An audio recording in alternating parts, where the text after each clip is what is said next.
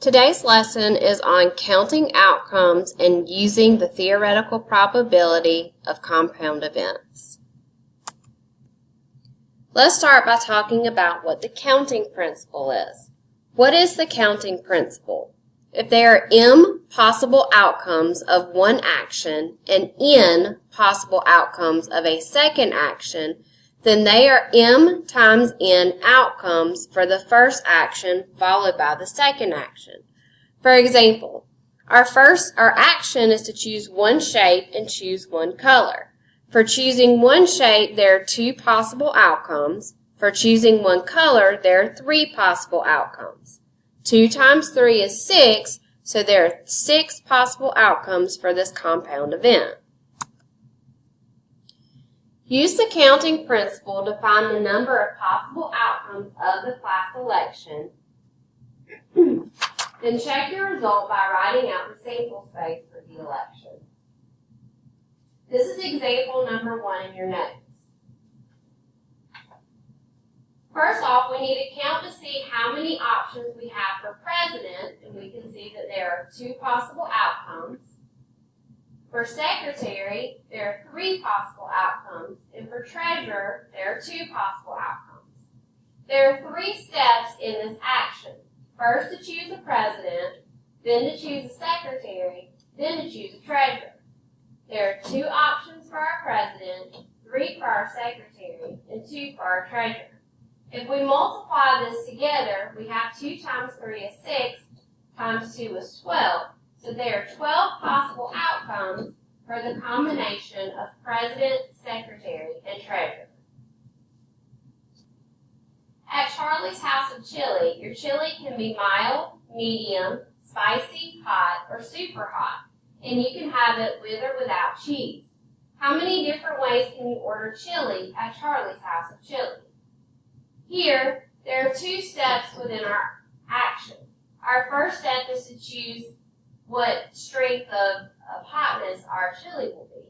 And as you can see, there's mild, medium, spicy, hot, and super hot. So there are 5 possible outcomes. Then we have the option of with or without cheese. So there are 2 possible outcomes here. 5 times 2 is 10, so there are 10 different ways that we can order chili at Charlie's House of Chili. Given the sample space of an action, you can identify outcomes that have particular characteristics. These outcomes compose an event in the sample space. For example, our action is toss a coin and roll a standard number cube. So our sample space is heads 1, heads 2, heads 3, heads 4, heads 5, heads 6, tails 1, tails 2, tails 3, tails 4, tails 5, and tails 6. Our event is to toss tails or roll an odd number. Or means that outcomes can include T, an odd number, or both. So as you can see in our sample, we have T1, T2, T3, T4, T5, and T6. Those all include T. Then we have the odd numbers of H1, H3, and H5. We also have those odd numbers with our T, but they include T, so we've already counted those. As you can see, there are 9 outcomes in this event. Let's look at this example together. Use a tree diagram that shows all possible ways boys and girls can be born into a family with 3 children. Our first event is that we get exactly 2 boys. So we cannot use boy, boy, boy because there are 3 boys in that one. So we could have boy, boy, girl. We could have boy, girl, boy. Or we could have girl, boy, boy. As you can see, there are 3 number of outcomes for getting exactly 2 boys. For the second one, get at least 2 girls. That means you can have more than 2 girls. So we could have boy, girl,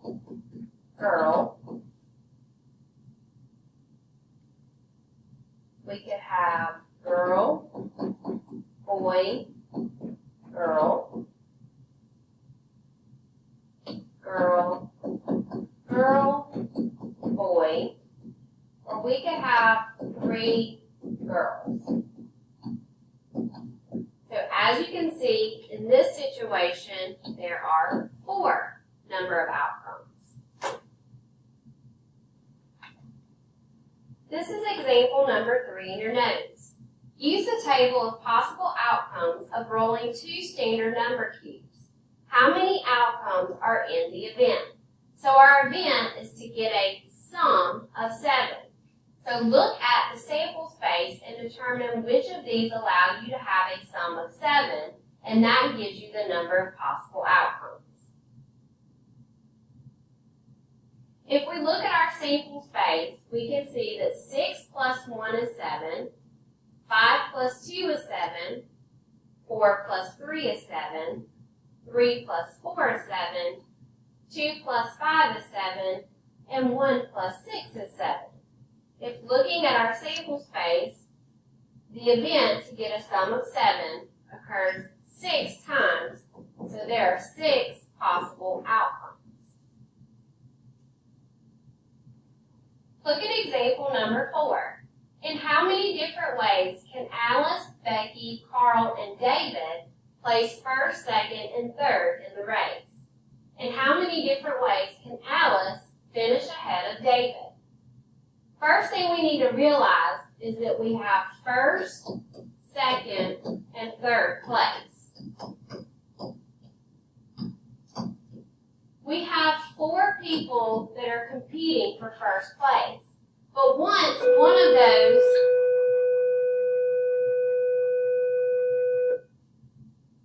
is selected for first place, that means we have 3 possibilities for someone that can be selected for second place. Once someone is chosen for second place, then we have 2 possible options for someone that can place third in the race. So now we can multiply these 3 numbers together to figure out our number of possible outcomes. 4 times 3 is 12, times 2 is 24.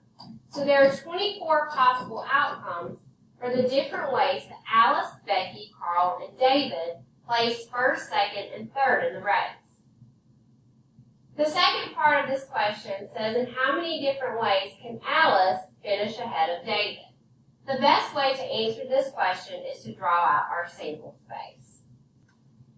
This shows our sample space for the different ways that Alice, Carl, Becky, and David can place first, second, and third in the race. Our second part of the question is asking in how many different ways can Alice finish ahead of David. So if we look, all of these show that Alice has finished ahead of David.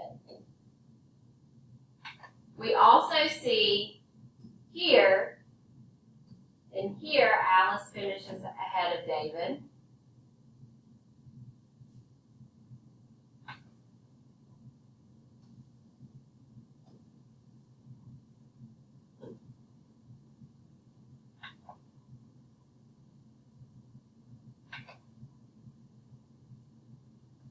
So if we count 1, 2, 3, 4, 5, 6, 7, 8, 9, 10, 11, 12, there are 12 ways that Alice finishes ahead of David.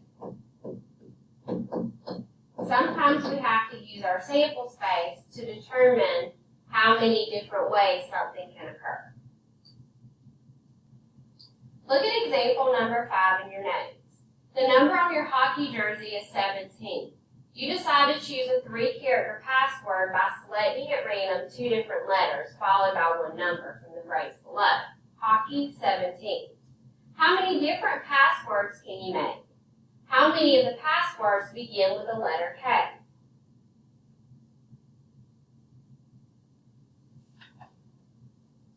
With this problem, we are looking at selecting a 3-character password. So here's the first character, times the second character, times the third character.